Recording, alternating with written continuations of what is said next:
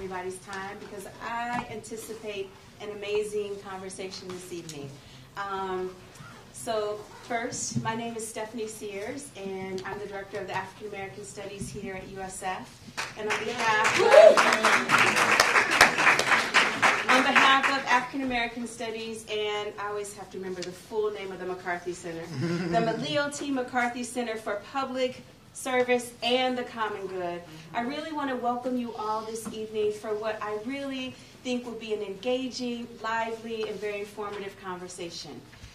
The purpose of tonight's event is really to start thinking about what does it mean to really sort of understand, right, and come to this reality that Black folks are leaving San Francisco. So we're here tonight to talk about that, what's been called this out-migration process, and to really have folks think about it from a bunch of different angles. I'm kind of like, I started off standing, everyone's sitting, from a bunch of different sort of angles, because each one on this panel brings a certain level of expertise in their own area. So I'm going to read my official intro. African Americans have been a vital part of San Francisco's history, as illustrated by a rich cultural legacy of what was once known as the Harlem of the West, or the Fillmore, and the once thriving Bayview Hunters Point. Yet things have changed. African Americans no longer seem to be thriving in our city. In fact, as many of you know, and similar to many big cities in the United States, San Francisco is experiencing what I just described as this out-migration for the past 30 years. In 1970, San Francisco boasted an African-American population of around 88,000 people. By 1990, it was 78,000, and by 2005, pretty much only 46,000 folks were still here in San Francisco. Researchers anticipate that, somehow, sorry, my phone decided that Miles Davis should come on. Let's talk about it. I know, Jazz. I don't know. It's speaking to itself. In fact, researchers project that this number will drop to 32,000 by 2050. It's also important to think about who's leaving and who's staying. Most of those leaving, according to the task force, are really middle and upper middle income African American households. And many of these folks are relocating to outside of San Francisco. You can look at Richmond, Oakland, Antioch, Pittsburgh, right? All in search of what really is affordable housing, better opportunities, and more jobs for their families. But what does that mean for those who are left behind? What does it mean when those who have the most resources are actually the ones leaving the cities? How does that impact our churches? How does that impact our community institutions? How does it impact even the neighborhoods themselves? So tonight, with out-migration and the social factors that have both continued and in some cases been exacerbated by this process, serving as the important background, we're here to think through the current state of Black San Francisco and its place in the larger economic, educational, cultural, and political life of the city. Does it matter that Black folks are leaving San Francisco? And if so, how does it matter? What has been the impact on those left behind? What happens to our political voice and power? What happens to our needs and issues? And how do we ensure that the needs of the Black community, our issues, are taken into consideration during this mayoral campaign, at City Hall, and in future policy sort of decisions? So we're lucky tonight to have such an esteemed panel to help us think through and explore these issues. So I'll introduce everyone to you. To my immediate right, we have Rhonda McGee. Rhonda McGee is a professor of law at the University of San Francisco and also a member of the Out-Migration Task Force. Professor McGee's scholarly work focuses on race, law, and policy, as well as on humanizing legal education and the practice of law. Rhonda is particularly concerned with how law responds to the vulnerable in society, and she weaves this passion throughout all of her coursework. Her work has also been published in several prestigious journals. We also have, to my left, Intanya Lee. Intanya is the former director of Coleman Advocates for Youth and a faculty member here at USF in the Master's Program for Public Affairs. As the executive director of Coleman for 6 years and as a member of the Coleman staff for over 10, Intanya played an instrumental role in shifting the organization towards a deeper commitment to grassroots organizing of low to moderate income families, education equity, affordable housing, and racial and economic equity for all San Francisco families. We also have, to my far left, Reverend Malcolm Byrd. Reverend Byrd is the pastor of AME Zion Church in San Francisco, right down the street. Reverend Byrd is a Long Island native, yet he spent his formative years in Detroit, Michigan, and Gastonia, North Carolina, where he completed his secondary education.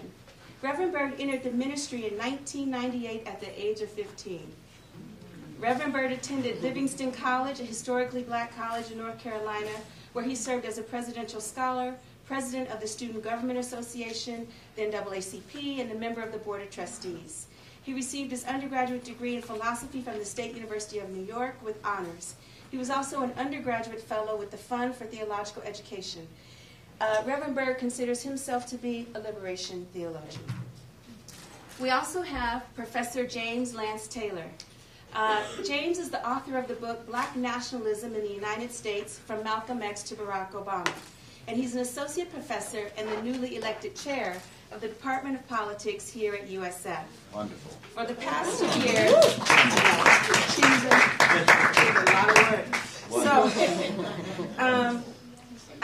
James has also served for the past 2 years as the president of the National Conference of Black Political Scientists, the largest organization of African American, African, and Afro-Caribbean political scientists in the United States.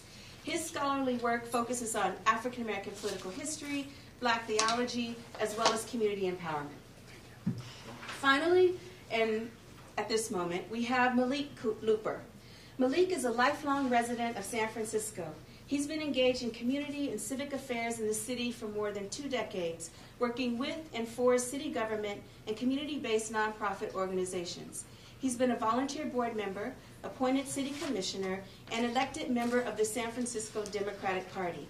Married and raising children here in the Excelsior District, Malik is interested in creating opportunities for community, economic, and workforce development.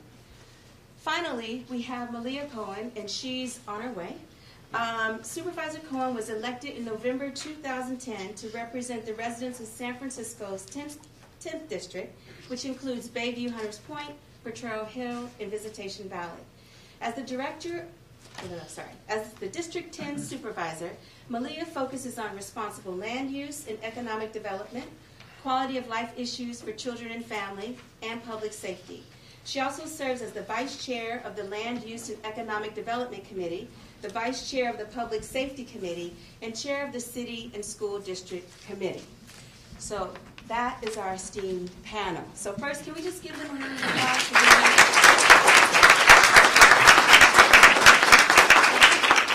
So the format for the evening is as follows, so you can all kind of know where we're going and how it's going to happen. I will ask a question to one of the members of the panel. Once they respond and they give their response, then I'll open it up to other members of the panel. Each question, we're going to allow about 10 minutes so that we can get through all the questions with the goal of having 20 to 30 minutes at the end for question and answer. So the first part will be a lot of listening, engagement and on your part, so that then when the question and answer part comes, you're all ready. Okay? So I will sit down now. So to begin, we're going to start with Professor McGee. Rhonda, could you share with us some of the major findings and recommendations of the Outmigration Task Force? Yes, absolutely. First of all, before jumping into the meat of the findings of the task force and the recommendations, I want to first thank you, Stephanie, and the sponsors of this gathering. I also want to thank everybody for being here in this room. I know it takes time and energy to come to an event like this.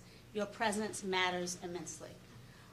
I also want to just first recognize, I myself was a member of the mayor's African American Outmigration Task Force, as was mentioned. This was a task force that was put together by the mayor, drawing on a number of the resources of our city, right? So people from areas ranging from academia to the pool of lawyers, business leaders. The effort was to get a diverse group of people together to really examine what data was available to tell us what was going on with the African American community, to help us get a more concrete understanding of why there had been, we found to be true, there had been at least 3-decade long trend in consistent decreases in the percentage of the population of the city of San Francisco that was African American, with a peak in numbers of about 13 to 14% in the 1970s, 1980s. We saw a dramatic decrease in the 1990s. From 1990 to 2005, we lost somewhere close to 30% of that population. To the point where now, and since 2005, we've been at about 6% of the San Francisco population. Now, this is true even though the overall population of San Francisco has had some ups and downs, but has certainly, during that bulk of the time where we were seeing the most dramatic 30% decrease amongst African Americans, the overall population of San Francisco, in fact, increased during that time. So the mayor at that time, Gavin Newsom, having been born and raised here, or certainly raised here, I can't say for sure off the top of my head if he was born, but I know he represented that he himself, his own life had been impacted by this decrease. And so it was important to him to have us get together. Now, there were a number of us on that committee, and I want to recognize anyone else in the room. I know at least a few others who said they were going to be here. Let me get hands raised, others who were, yes, in the room. I think we have the chair, very esteemed member of the San Francisco community, Ms. Eileen Hernandez. And if you would please stand. For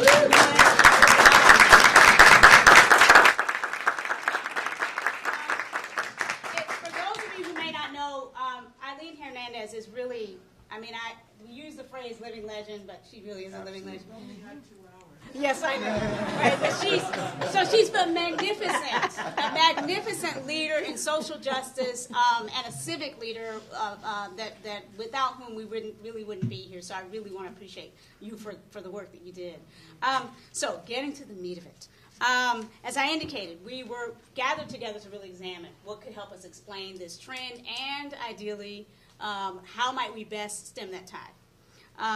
And what we found certainly were that, yes, the number of African American families had declined at a disproportionately greater rate than non-African American families, with the decreasing numbers of actually middle and upper income, middle income households being the most dramatic. So amongst the African Americans, it was the middle and upper income households that were leaving at greater rates and not being replenished, not returning. And so we were getting a disproportionate number in our community that's left that's in the low and very low income profile. Thus, in 2000, 1/4 of African Americans here lived in poverty, more than twice the number of non-African Americans. The unemployment rate in the labor force from 1990 to 2005 was consistently over twice that of non-African Americans. So the unemployment rate of African Americans here consistently over twice that of non-African Americans in the city. From 1997 to 2002, African American owned businesses declined by nearly 1/4, and African American business receipts fell by almost 61%. Right, so businesses are declining, business receipts are declining, and oddly a bit, the proportion of homeowners among African Americans increased slightly after 1990, and that was, we believed, perhaps related to a greater rate of outmigration among renters than among homeowners. So even though the income level of those who were leaving tended to be higher, they tended to be high-income earning renters, it seemed, rather than homeowners who often had been owning for periods of time historically and often, therefore, had older housing stock that was in need of significant repair. So some of the recommendations included, really we homed in on 5 major areas for proposing recommendation: housing, education, jobs and economic development, cultural and social life, and public safety and quality of life. So housing, I just alluded to one of the issues, preserving and improving existing housing stock, but also just increasing affordable housing. I could say more about those, but I won't read through the whole list. For education, Certainly, there was concern about just increasing availability of quality education across the city for our children, but also particularly opening up opportunities for preschool education and establishing more direct and effective linkages between primary school, secondary school, and colleges. Jobs and economic development, some of the strategies just included increasing just employment opportunities, supporting businesses that might be job creators, and business development opportunities for African-American-owned businesses. Again, I'm just highlighting some of the recommendations. For culture and social life, the idea was to increase support for institutions that highlight African-American art and culture, increase the profile of African Americans amongst the tourism industry that we know is so vital to our city's economic foundation, and really increase a sense of place for African Americans as being really a part of this diverse and vibrant community. In terms of public safety and quality of life, finally, the idea was really to recognize that African Americans were actually disproportionately victims of violence.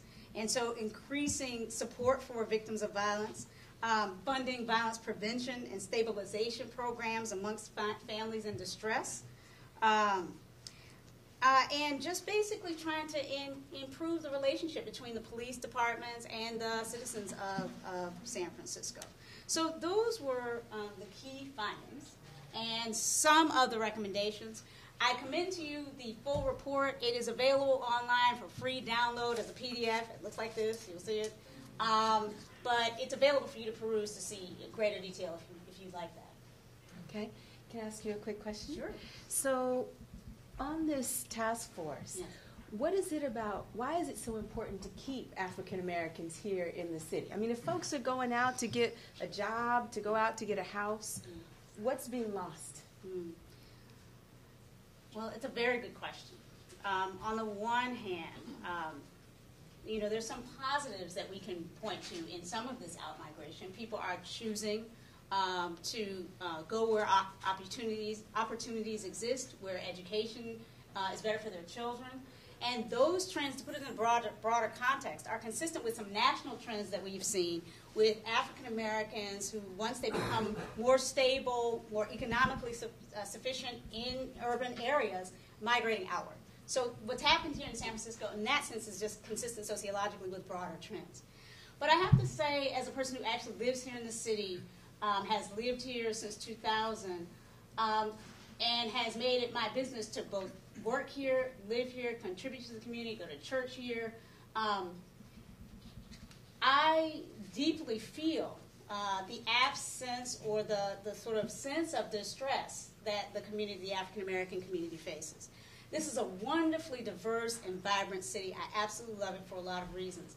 But the character of this city, where we are deeply motivated toward equality, expanding on notions of freedom, figuring out how to do democratic community better, all of those goals and objectives and themes are deeply resonant with the African American experience, and in fact have been supported historically since the founding of San Francisco by the African American experience. And I'd be happy to say more about that historical piece too. But the bottom line is, who we are as a city is in fact, in ways that I think we don't acknowledge, deeply infused with the African American experience. Absolutely. And we lose our soul when we lose that component of who we are. Thank you. Would any other panelists like to add maybe 1 or 2 minutes before we go to the next question? Oh, okay.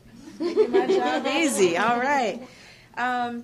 So, actually, I could to make sure you're talking into the mic. Okay.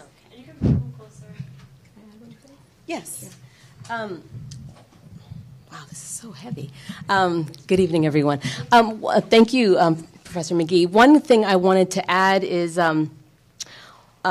in terms of the finding that the majority of black folks who were leaving were middle and upper income, one of the things I wanted to add to that, though, the context for San Francisco, is that in San Francisco, because the cost of living is so high, when we've done our reports at Coleman on who's leaving the city, what incomes. We haven't used the traditional poverty rate, for example, because it's pretty meaningless in San Francisco. There's no one who can survive even moderately on poverty, anywhere, but especially in San Francisco. And we use what's called the self-sufficiency wage for people who are familiar with that. And it's a national standard where you actually look at what does it actually cost to live in a city, and then just to sort of meet your basic needs without public assistance. And then that becomes the basis. Anyone under that is considered poor. And so what's significant in San Francisco is people who have what we would consider middle-class incomes are actually poor in San Francisco because they can't actually afford market rate rent. For example, they can't actually afford what would be considered a middle-class home, and they can't afford to live in a neighborhood that would be considered sort of a safe middle-class neighborhood. So even though it's in terms of income, it looks middle class. The reality is that's the working poor. So working class black folks in San Francisco who had decent jobs, two-wage earning families were functioning on a day-to-day basis like working poor families. So I just wanted to add that piece. Thank you.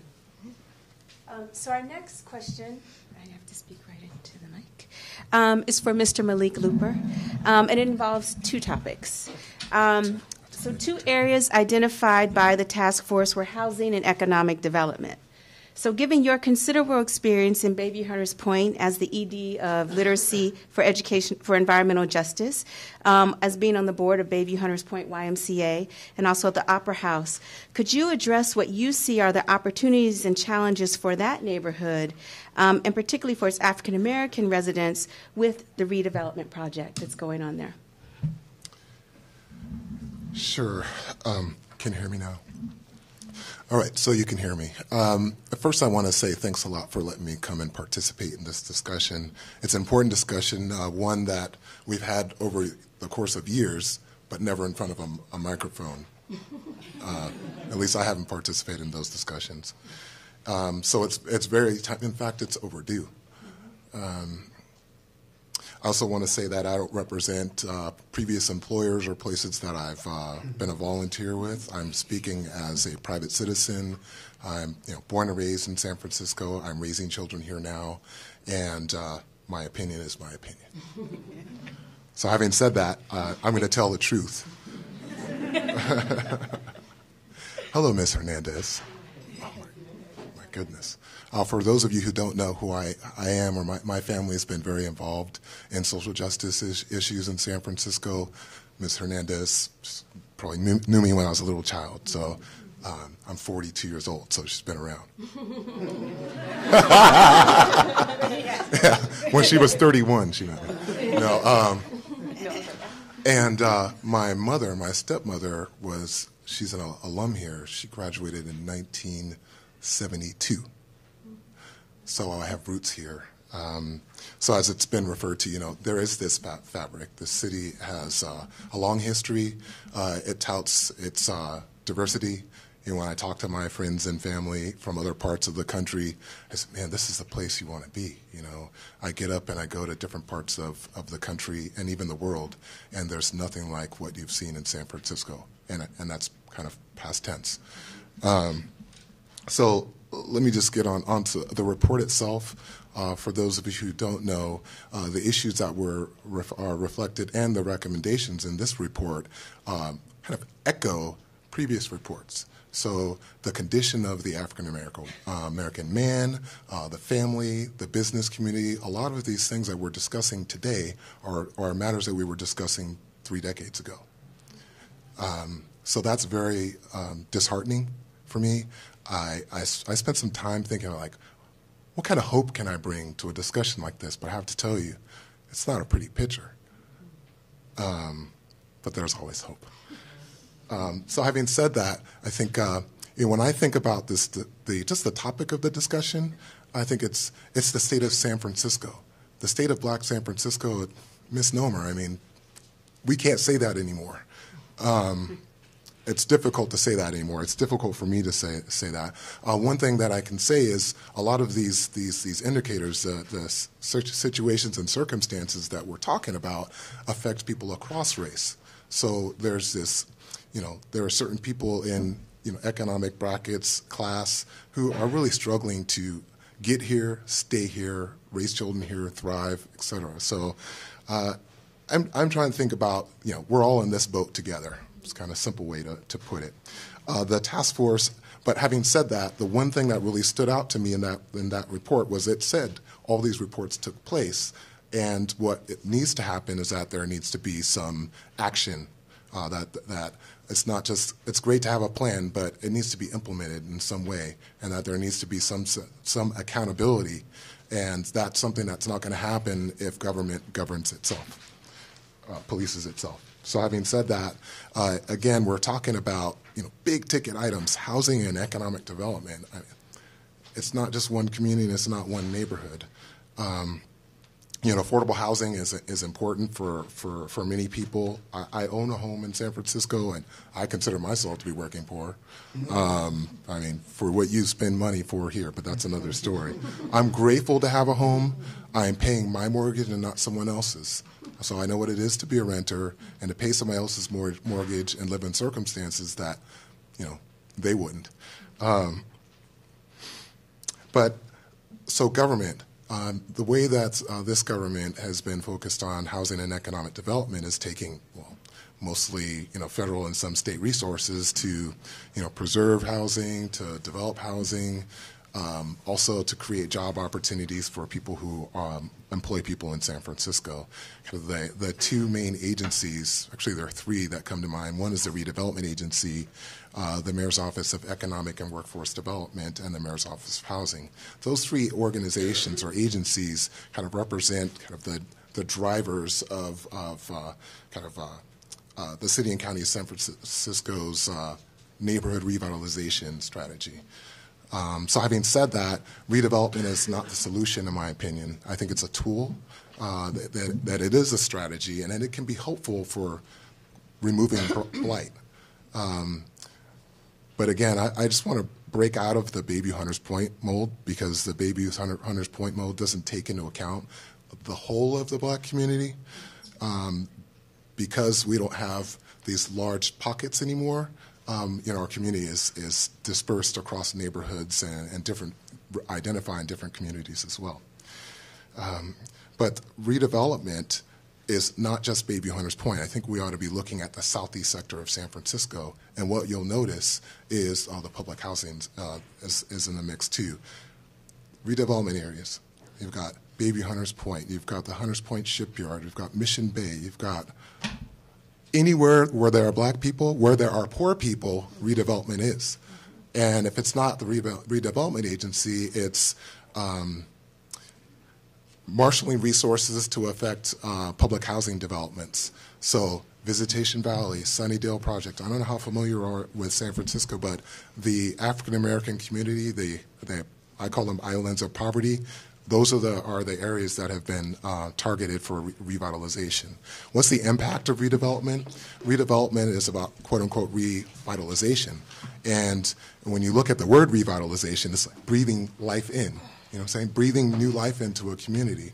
But when you breathe in, you got to breathe out. So what's happening is we're cleaning up neighborhoods and creating housing opportunities and employment opportunities for people who are coming here, not the people who are here and that want to stay here. That's one of the challenges. One of the opportunities is those resources are there. And as a community, I'll speak for myself, in the household that I live in, it's important that I raise my children to understand that there are resources that are available to me, to us, and we should use them to the best of our ability. Once we've used them, we take a step back and give somebody else a chance. I don't know if you can read between the lines on that one. Yes, so redevelopment is a very interesting tool, but it's not the solution. Some of the resources that you talked, so for example, the Mayor's Office of Economic and Workforce Development, they talk about some of their successes. One of their successes was employing 1,000 people in living wage jobs, which sounds nice, but then when you see, 13,000 people living in public housing, you got to ask yourself, is this government program really helping? That's, again, my opinion.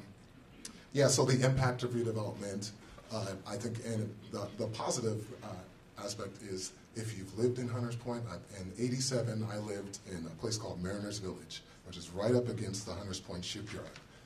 And that was in 1987. And it's now 2001 or 11, and it still looks the same.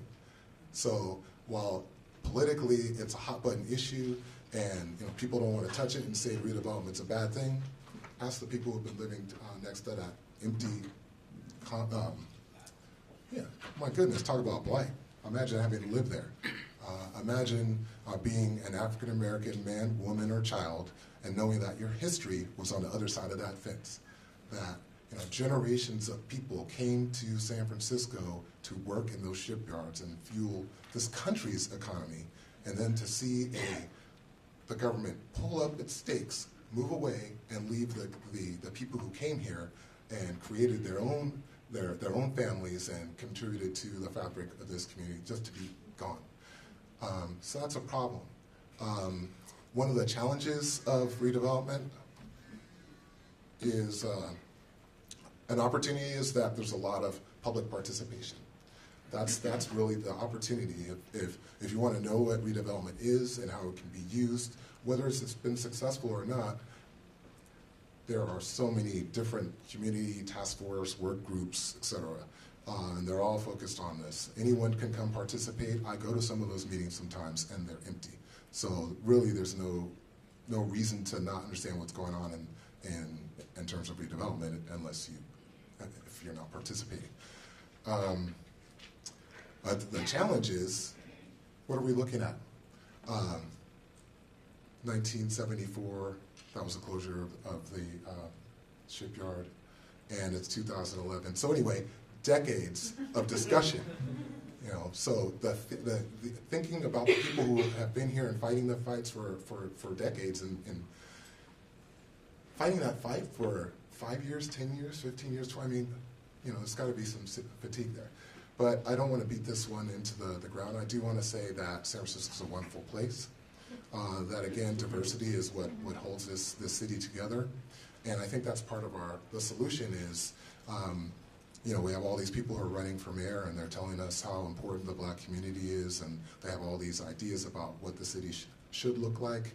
But the one thing that we don't ask candidates that run for office is not what the problem is and what the solution is when you're going to do it. So. And then the question for us as people who are active in our communities, whether we be black, friends of black, whatever you want to call yourself, if you care about San Francisco, we need to figure out how we hold people accountable. We elect people to office, and we ought to find a way to figure out how we can help them be successful. So having said that, please get yourself a copy of that plan, and if you have some time, see if you can be part of the solution. Thank you. Thank you.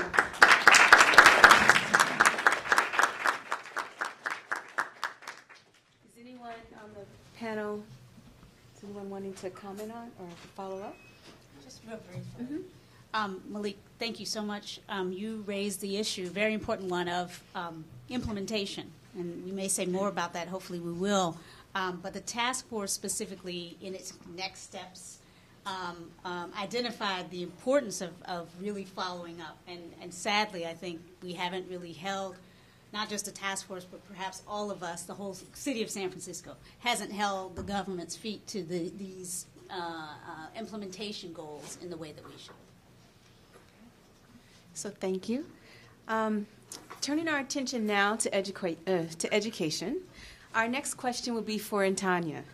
So, Antanya, we know that there's a connection between housing, jobs, and education. And in fact, education was another critical sort of area on the out-migration task force. Can you address some of the challenges and opportunities facing African Americans in the city with regards to education?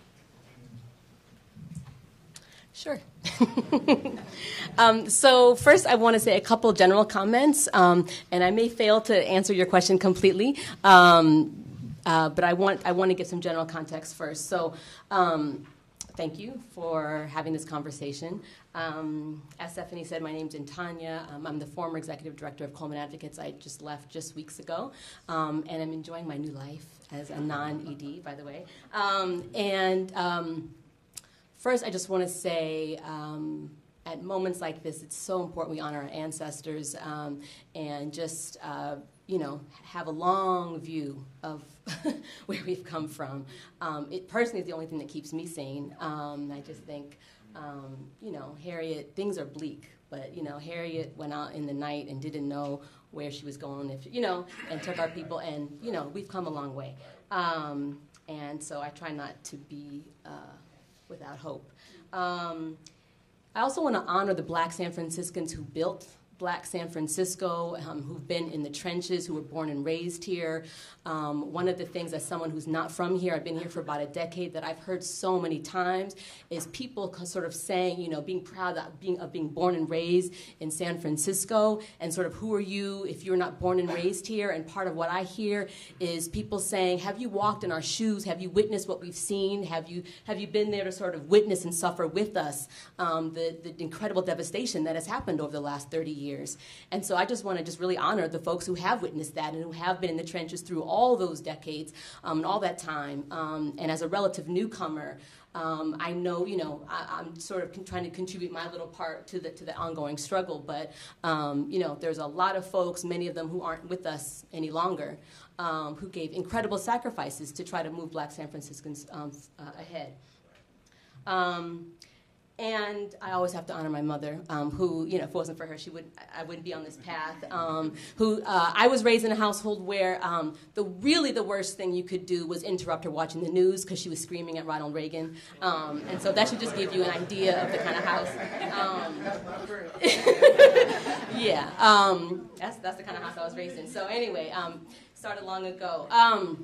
So I just want to say, again, as someone who's not from here but is raising a family here now and has adopted San Francisco as my home, that I'm upset. And I can't, the tone of conversations about out-migration often upset me because we're not upset enough.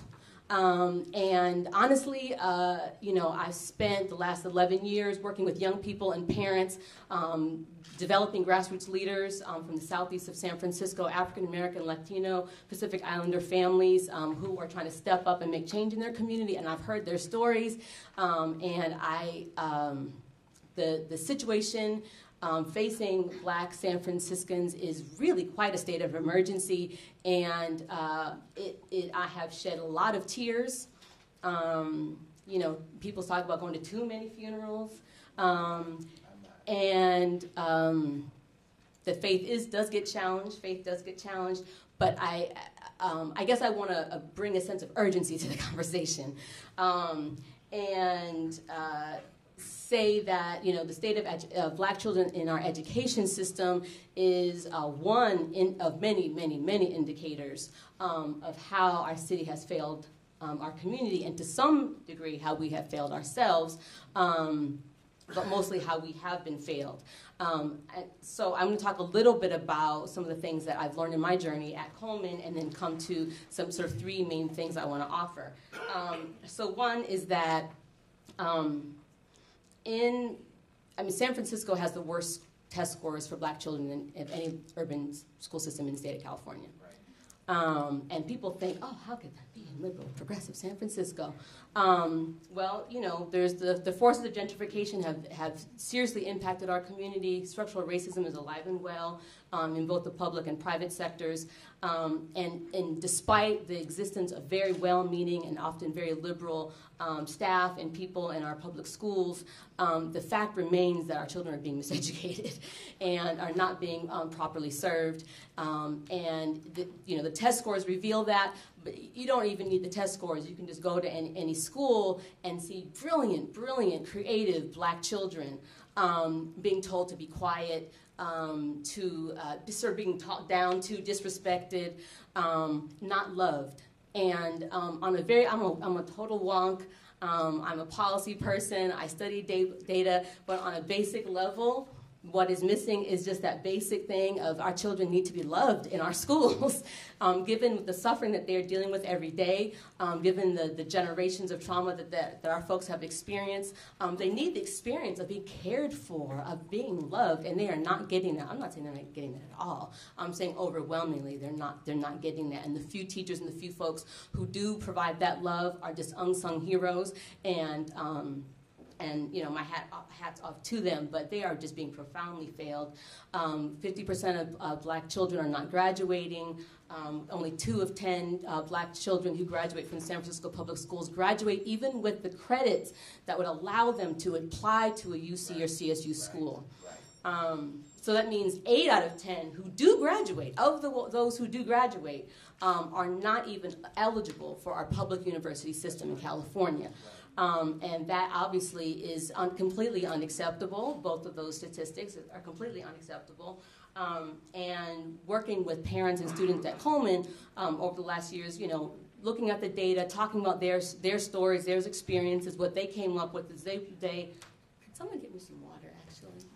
No, sit down. Okay, I think someone went. Okay, thank you. I just got real dry. I'll make this part short, is basically moved forward a policy at the school board, which we call the A through G for All policy, which was basically to say that it should not be up to it should not be a subjective decision on the part of a teacher or counselor which courses our children are assigned to.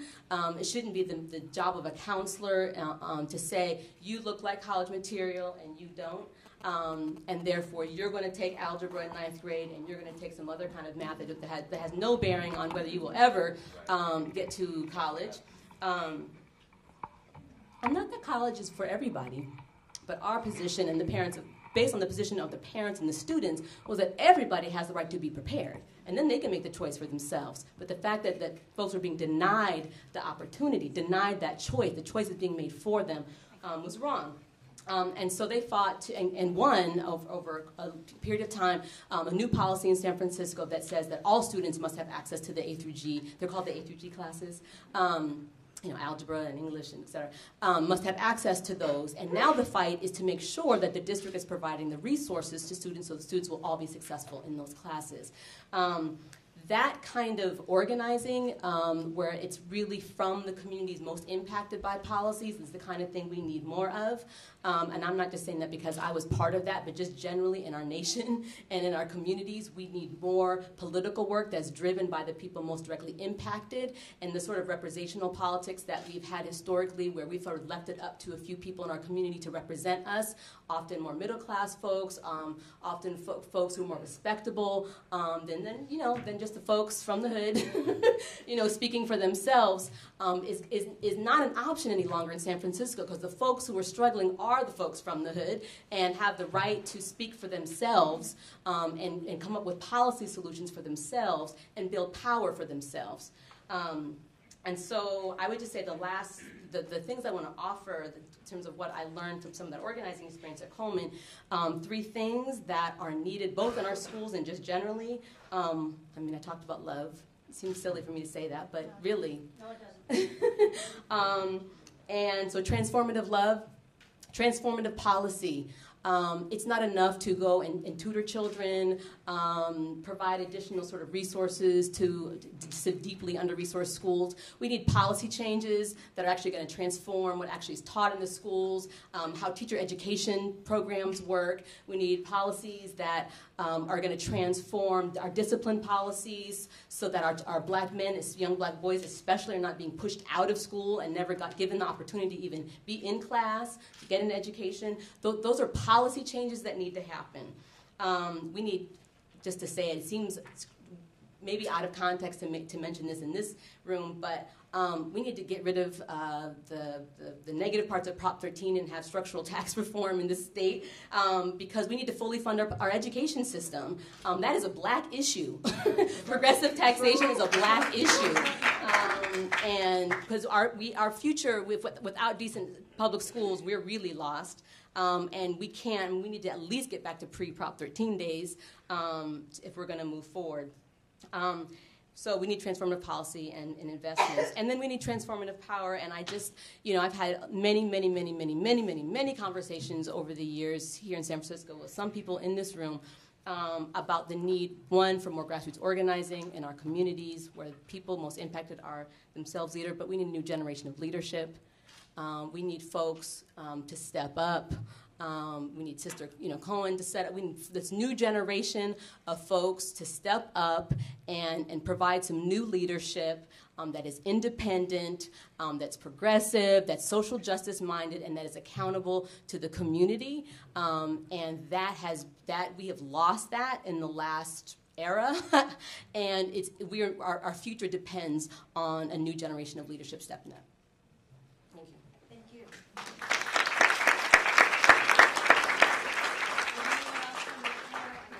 Would anyone else from the panel like to add?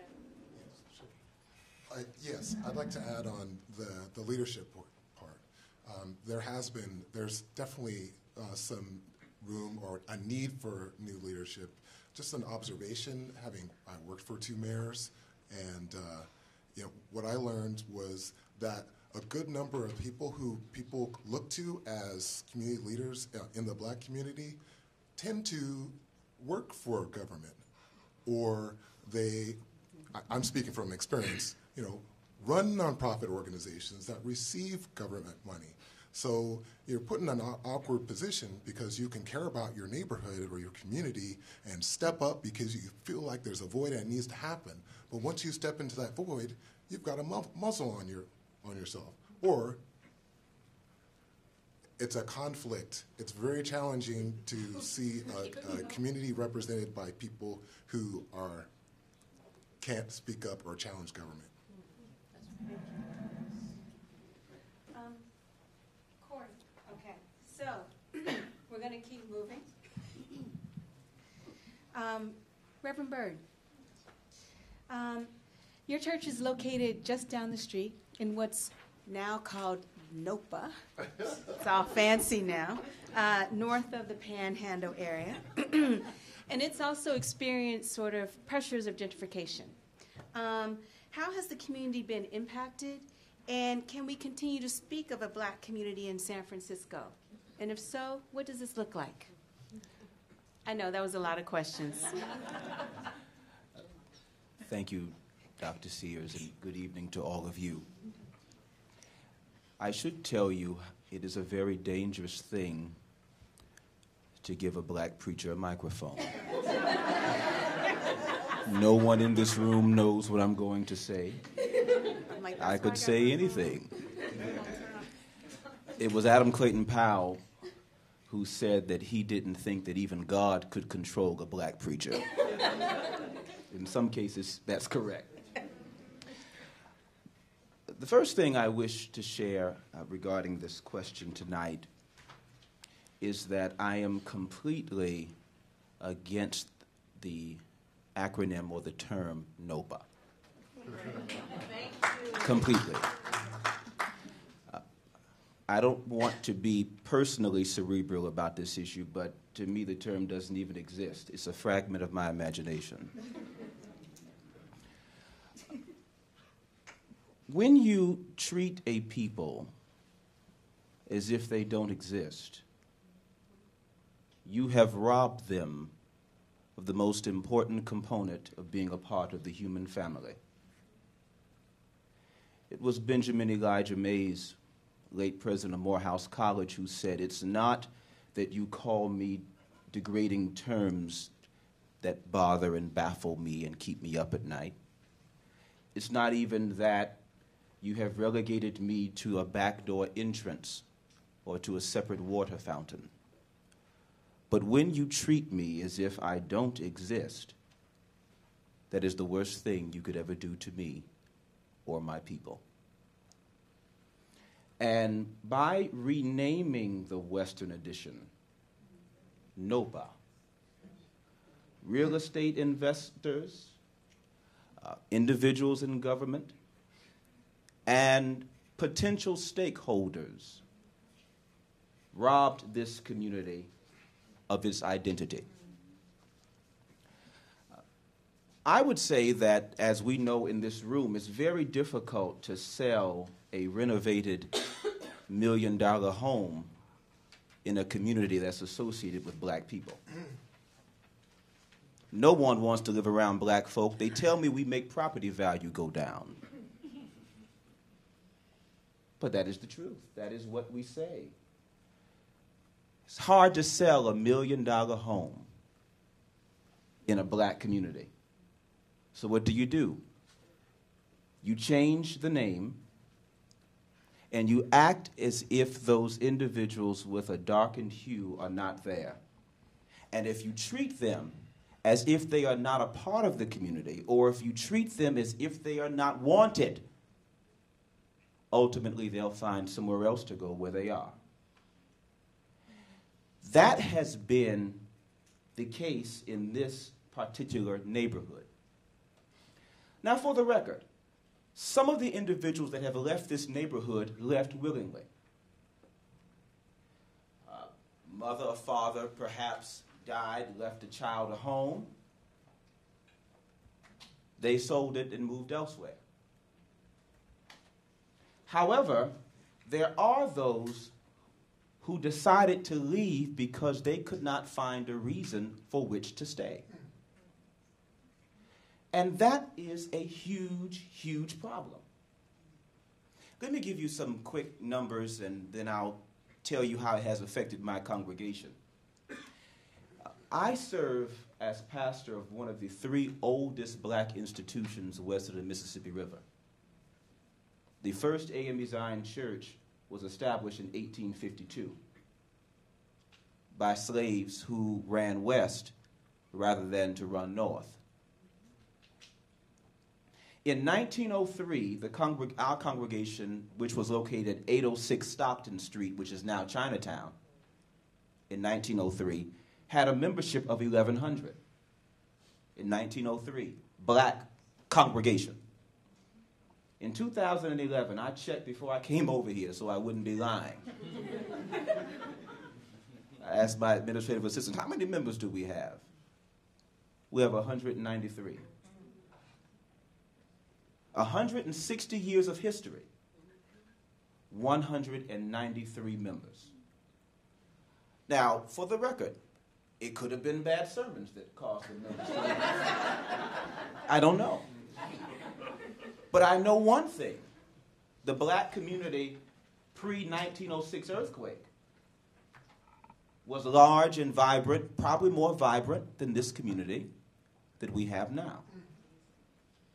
That is a terrible indictment against a city that claims enlightenment, inequality, and open arms.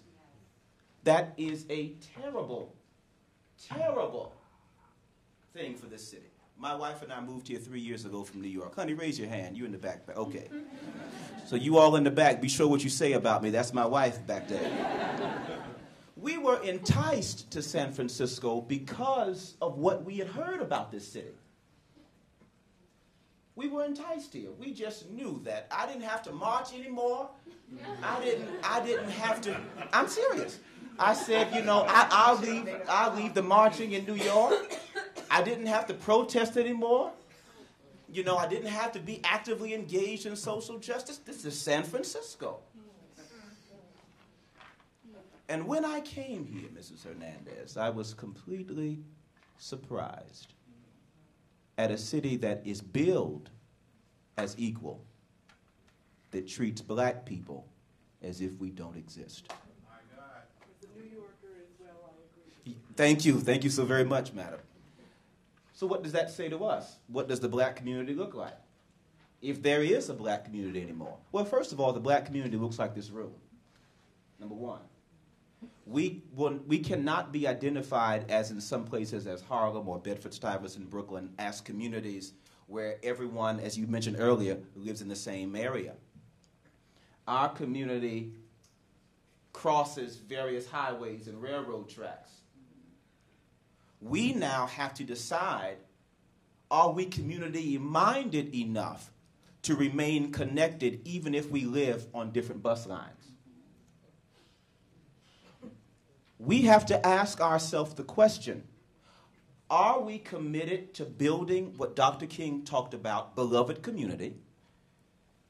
Or are we just open to being mere neighbors who could care less what happens in the door next door, in the house next door, can care less what happens to children that are not yours, that can care less what happens with people who look just like you? We have to ask ourselves the question. We're here, we're still here, but do we want to be community? And that is a very important question. Now, a solution to that, I don't know. I don't know how we can build beloved community. Having the conversation, as we're doing tonight, starts the process. I don't know where we're going to end up, because most of this room will be graduating from this university and leaving San Francisco, as is the case with most of the young people who are in my church.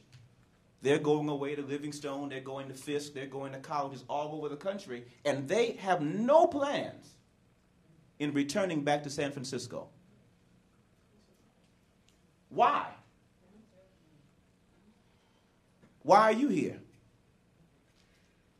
Why have you stayed? What's your reason? Is it just that you just love the fog? I hate the fog. I hate it. Why are you here? Now, this is something I want to suggest, and I promise I'm done. In my congregation, I have seen, as your report says, that most of the individuals who are leaving this city are the black middle class. What would happen if we made some recommendations to some of the corporations that are based here in San Francisco and say to them, we are aware that perhaps you have a diversity diversity department where you are attempting to hire African Americans to join your workforce. What would happen if perhaps some of us got together and met and partnered with some of these corporations and asked those corporations to provide incentives for those African Americans who are moving to this area to work for them, to providing down payment home cost assistance if they choose to live in the city and county of San Francisco? Perhaps they'll say no, but maybe someone will say yes. If we're interested in building beloved community, we have to do that. And hopefully, we can do that at some point in time. I think I need to stop because I have the microphone and there's no telling what else I'll say. Thank you. Thank you.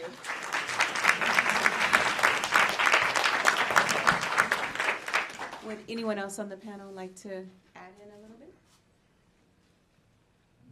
Okay, well, we'll keep going. There will be plenty of time for them to throw more in. Next, we're going to move to our own Professor Taylor. James, folks have suggested that with Obama, we're really looking at the end of black politics, right? This is just to kind of get him going.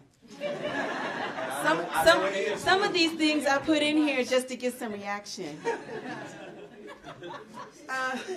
So are we looking, given sort of this out-migration, are we looking at the end of black politics in San Francisco?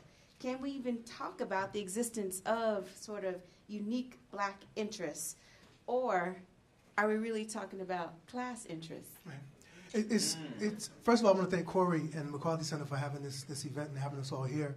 I'm hoping that Malia can give us some hope, because up to this point, I'm sitting here and I'm just so sad by everything I'm hearing, and I hope that our students can be mobilized and motivated that, you know, your ancestors have always had great obstacles against them, greater than these, and they still found a way to meet the challenges of their day. And I hope that you won't be discouraged. But quite frankly, as everyone else before me has expressed, when you look at the data, it's deeply depressing. Right. There's not a Mickey Mouse way of talking about these issues, and I wish I could encourage everyone so we walk out of here feeling really good and positive and upbeat about this experience. But when you dig away the layers of the black experience in San Francisco, I'm sure on a daily basis, for many years, we can talk about the Fillmore, we can talk about the jazz experience, we can talk about Sly and the Family Stone, we can talk about, all of the different movements that have been multiracial and important movements. But when you talk about the black experience, as this panel is discussing, it is bleak. Yeah. And it has been bleak for 160 years. The bleakness is the rule. The good moments are the exceptions. And that's the tragedy of the black experience in San Francisco. I'm not talking about that we haven't had a Kamala Harris. I'm not saying we have not had a Willie Brown or other people that we all know about. But I'm talking about in terms of the quotidian, ordinary pedestrian experience of ordinary black folk. It's more like the Tenderloin than it is like City Hall. Right. That's right. That's right. And most of us in this room don't know, but Rhonda does because we were on a committee doing some advising to the Cultural and Historical Society here in I think on Laguna, and we were commemorating, and Gavin Newsom was in office, the 150th anniversary of the first major outmigration of black Americans from San Francisco happened in 1858. 800 black Americans left San Francisco all together at once in one day and left for Vancouver, British Columbia, because the governor of this state allowed the enforcement of the Fugitive Slave Act of 1854 to count here in a free state, California. That was the first outmigration. San Francisco's black experience is a story of tragedy and a story of outmigrations, of migrations and tragedies. The next major outmigration of black Americans, of black San Franciscans, is in 1978. Between 1975 and 1978, nearly 1,000 black people from the Bay Area leave this city, most of them from Louisiana and Texas and other parts of the Southeast, got together. They tried to shun the racism of the South, came to San Francisco where they imagined they would have a better experience, at least on these grounds. And after the 1959 Redevelopment Agency destroyed all but a little bit of the community, that Wilbur Hamilton, who became the head of the San Francisco Redevelopment Agency, said if he wasn't on the committee, the entire community would have been razed. So what we got left of it is what they were able to save through redevelopment. The next thing you had was people going to Guyana. Now, all of you are quick to say on a daily basis, you young folk, talk about don't drink the Kool-Aid. And that's a deep metaphor because it is a traditionally African-American, sugar water drink from the South. And when those people died, 916 people died, 918 altogether died in Guyana. 80% of those who worshiped at the People's Temple were black American San Franciscans and Californians. 70% of the people that died in Guyana were black San Franciscans and Bay Area residents because they left this place. That's the second great migration. The Redevelopment Agency, under Justin Herman, after it finished its work, there was a third migration. There was a second real migration, and that was to West Oakland. In fact, when I was doing some work for the Human Rights Commission here in San Francisco, I started interviewing just different residents in San Francisco, and I met a sister at an NAACP event, and I asked her, I said, where is the black community of San Francisco? And she said, with a joke, she said, over in Oakland. And that kind of made me realize that there was something here. And so it's tragic, for me to look at these as the highlights of the black experience here in San Francisco. Justin Herman, Jim Jones, and crack cocaine.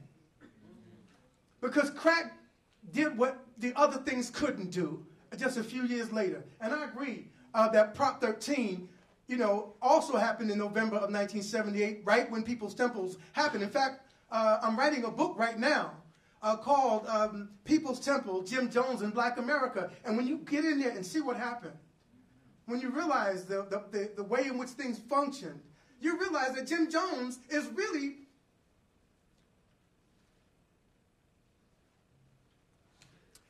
I think we underestimate the extent to which Jim Jones was not this great exception to the way people felt about black folk in this city. Right. We've demonized him because he, like Hitler, is an awful human being. But that doesn't mean everybody else didn't agree with those men when they did the evil that they both did. Right.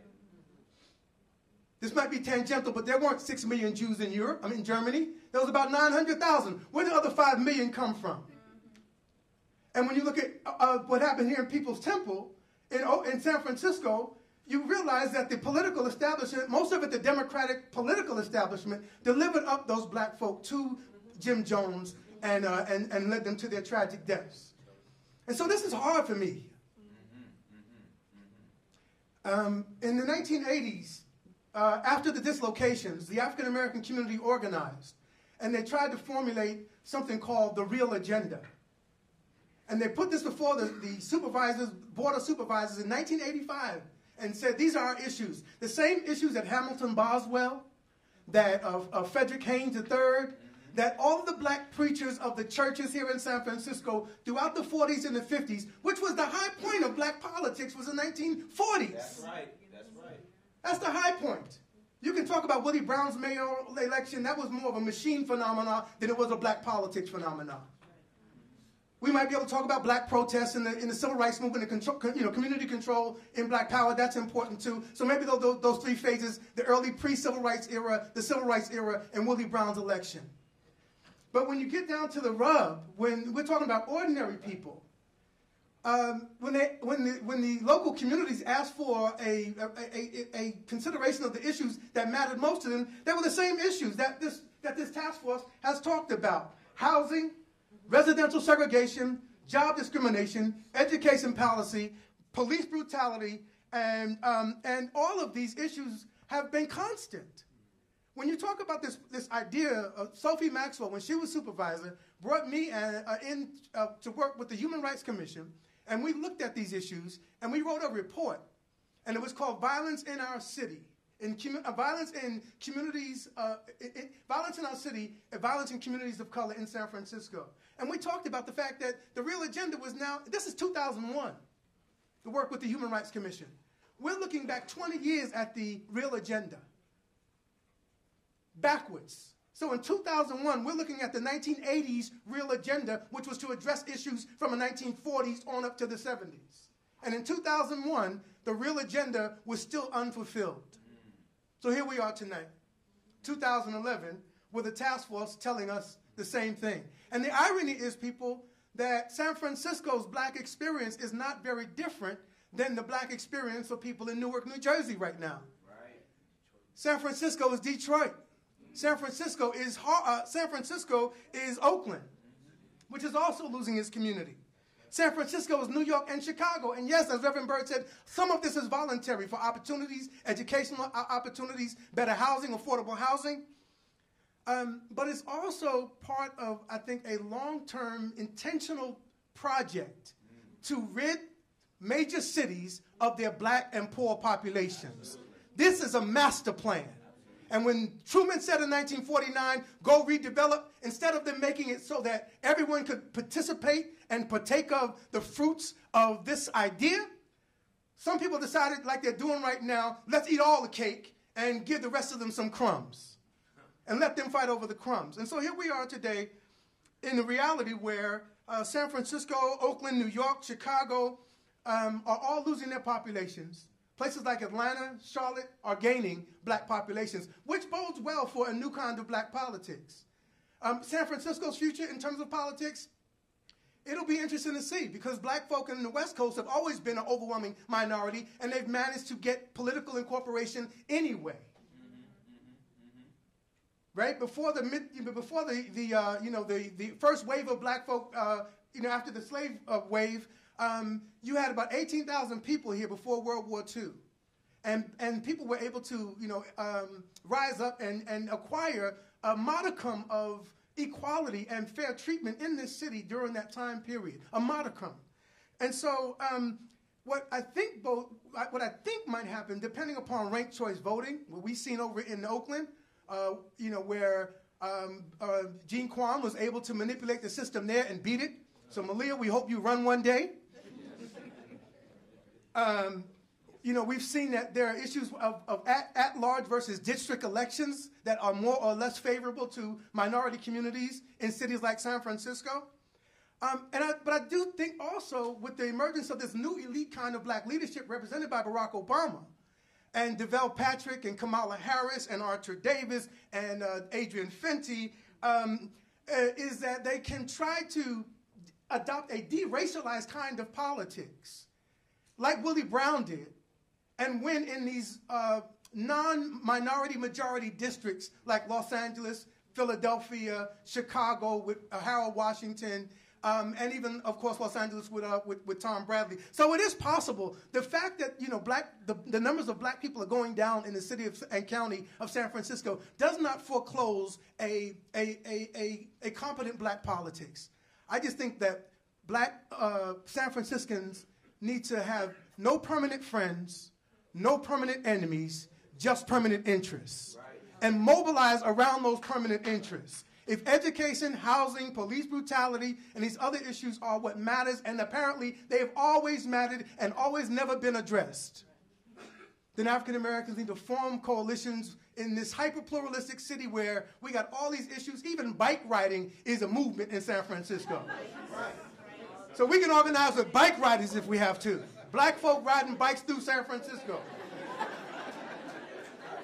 But there are plenty of coalition partners in the city. Some see it as hyper-pluralism and too much. But I think that given the numbers, and this has always been the case, we're not in a new reality in terms of politics.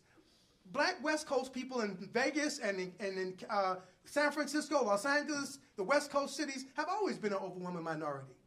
This might make it a little bit more stark, but I still think strategically, if we find the right coalition partners around common-based interests, you can still have an impact and still get representation in a way that can make a difference for our young people in the schools and in the systems. And God knows we need to address the issue of mass incarceration of our people in this state and in this city.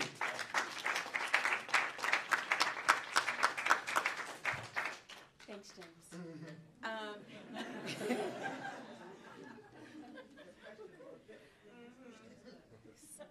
We're going to go to Supervisor Cohen. And so part of your question actually dealt with the issue of incarceration, which James sort of led into. And the second part of your question is really about this idea that he also touched on, is the black vote irrelevant? And so how do we sort of think about these things? I know they're two kind of splitting off like that. Start where you want. Thanks. Okay. I'd like to amend what Reverend Byrd said when he said that preachers and a microphone. I'd like to amend that to say politicians and preachers. Oh, yeah. If you want to see a good fight, you go have a politician come visit a church on a Sunday, and you'll see a great fight over the microphone. I think we all have many, many thoughts that flow through our mind. And good evening, everyone. I apologize for being late. I was just caught up doing the people's work down over at City Hall. I feel so honored to be amongst this panel of distinguished academics and faith leaders and troublemakers. That's Malik down there. People who are giving voice to people that, for whatever reason, don't feel like it, don't feel like being a part of the process, feel like their voice doesn't count, doesn't matter. Thank you for your work, and I thank you all for being here. I see many community leaders, many from my own district, professors. I saw a classmate walk in. I hope he was on time and just left and went to the bathroom, came back in. I saw you, Mr. Washington. And so I just want to give a little bit of my story. Thank you, USF, for hosting us today, Corey and David Latterman. I'm born and raised in San Francisco, and it's true, when you talk to any native San Franciscan, we're proud. We wear it with a badge of honor because it means that you survived. And I am a product of the public school system. I went to Lakeshore Elementary School. I went to Aptis Middle School, and I graduated from Lowell High School. All right. And then after Lowell, I went to Fisk University, a historically black university in Nashville, Tennessee. And then I worked 8 years, and then I went and earned my master's degree from Carnegie Mellon. I see one of my other former professors from Carnegie Mellon here. So this room has managed to really represent a large part of who I am, and there are many people that I am forever thankful for making an investment. And I think, actually I read in a book, an old book, a book you might be familiar with, there is this verse that says, where there is no vision, I know the book. Yeah. Okay. I know it well. Where there is no vision, the people perish. And that has been a consistent theme that I first started to develop ideas around last year when I was campaigning. So for those that don't know, I was elected to the San Francisco Board of Supervisors last November. I was one of 22 candidates. I think there were probably 6 or 7 African Americans in the race. I represent the southeast part of San Francisco, largely the last bastion of where African Americans live. And that's the Bayview District, Potrero Hill, and Visitation Valley. And it became very clear very early that I was running, this is when I was doing my talking to different people and listening, more importantly listening, that they had no hope. So Dr. Taylor, I don't know if I'm definitely not the hope, but I can speak to it, and I can definitely, I do every day, it's my job to plant seeds of hope in little young minds and hearts and minds to inspire them that although there's only one member, one member of the Board of Supervisors, African American, I'm one of 11, that they too can serve. Now, I have to apologize. My comments and how I see the world is very much through a political lens. So a lot of my anecdotal stories and references will be speaking from things that I have seen in my admittedly short life. I'm 33. I was elected when I was 32. But I am also the daughter of 2 San Franciscans, also educated and reared in the city and county of San Francisco public school system, and granddaughters to folks that came from the South, Texas and Louisiana. So my story is not very different from many of the African Americans that you find here in San Francisco.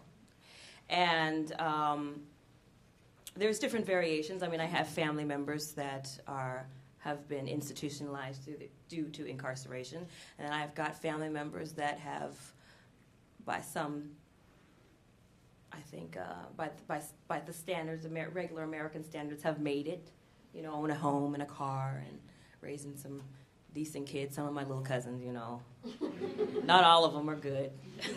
We'll have to pray for some of them. But for the most part, I'm a part of the cycle and this continuum, coming from a legacy of Espanola Westbrook, who just passed, coming from a legacy of Leroy Looper, Malik's father, who was a stalwart in the community. And what I have come to see from my experiences that it is about developing relationships and allies. And you nailed it, Dr. Taylor. It's not about your friends or your enemies. It's really about the issue. And one of the best pieces of advice that I received when I was campaigning last year from a very, very smart and thoughtful, often categorized as crazy, Sharon Hewitt. I think she might be in the audience tonight. She said, do not let them polarize you. Do not let them peg you as progressive or moderate, because that is the one way that that can be used as a wedge issue. And so even still to this day, I'm a swing vote because I'm neither progressive nor moderate. I deal things on a case-by-case basis, and it just so happens that when it comes to social justice issues, I think the progressives do a very good job of pushing the envelope and encouraging the city to have the very difficult conversation. And speaking of difficult conversation, I tell my staff and I tell people that I work with that we must get comfortable with being uncomfortable. And because it's in that uncomfortable space is where we grow, where good policies manifest, where although uncomfortable and sometimes we may cuss and fuss and cry, but oftentimes through that process, good things manifest. If you think about child labor and birth, it's not pretty. It's bloody. It's gory. Women die. Babies die. But much like the legislative process, likened to childbirth, it takes time and it takes positive entities to nourish it so that the child, or a particular, in this case, a policy, can grow and take root and continue to do good things. So one of the questions that I was posed was, has the black vote become irrelevant? And I think the absolute answer to that is no, absolutely not. It has not become irrelevant. I don't think it takes, you don't need numbers to be successful or to have a mark. You need quality individuals that are of like mind, that are working from the same agenda, that are moving for the collective best interest. So the black vote is fractured.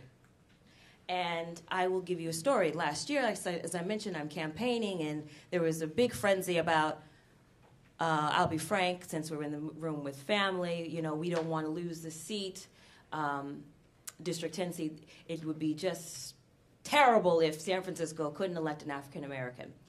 So what happens is that nonprofit organizations generally can't make an endorsement because it's in jeopardy. They will jeopardize their 501c3 status.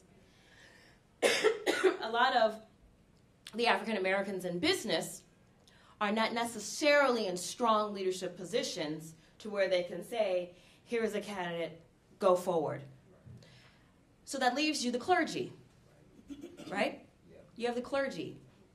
However, the clergy, going back to what someone said down on this end, I think it was you, Malik, the clergy can't make a decision because a lot of them are running nonprofits, helping out the community, and so they can't really, they're hesitant to get behind you and back you. Now, that doesn't represent everyone. I'm just making a broad generalization, trying to paint a picture for you that is the reality and that is how things are. So, they were late to the party. And from my perspective, I find the African American community, although thoughtful and forceful when they engage, very late to the party. Now, and Tanya talked about the need to organize. Absolutely. Because as a legislator, you've got a lot of different voices, right? And you don't know who to give credence to, who actually has a constituency, who is just advocating on their own self-interest. But when you have a constituency, like the African American Congress of Nonprofits. The Congress of African American Organizations. Thank you. The Congress of African American Organizations, which is a new organization I'm looking forward to working with, continue to work with. They get lost. You get fragmented. I don't know. Half the group wants to do work on education. Other half wants to work in economic development. Some people want to work on workforce, community. Some people want to work on the homeless issue. I mean, when it comes to issues, I mean, we got it covered. Health disparities, high obesity, high asthma, highest unemployment rate. I mean, I would love to be the highest test score getters and takers. I'd love to have I'd like to have businesses, Black enterprise, showcasing, highlighting San Francisco as a bastion for business growth and development. But what we don't see it. And I think it in large part has to do with just a fractured voice. People are upset with certain policies that come in, but they come in and they have 2 minutes during public comment and they raise their concern. And for the most part, it's negative. And so my question is always, where have you been? Where were you? Why weren't you at the table? And so some would argue that they've been left out and they were excluded. And I believe that there is some credence to that. That is true. So let me stick to the script here, ladies and gentlemen. I'm sorry I'm off topic. Let me get back to the question here. Should we be concerned about the black political representation? The answer is It's yes and no, because I believe with where we are, that it becomes now an economic issue. And when we begin to serve and take care of those that have the least among us, we will pick up African American, Latino community members, members within the immigrant community. See, when we begin to unite and develop some allies, then we become much larger than our 4.9, 4.5%, or whatever we are here today.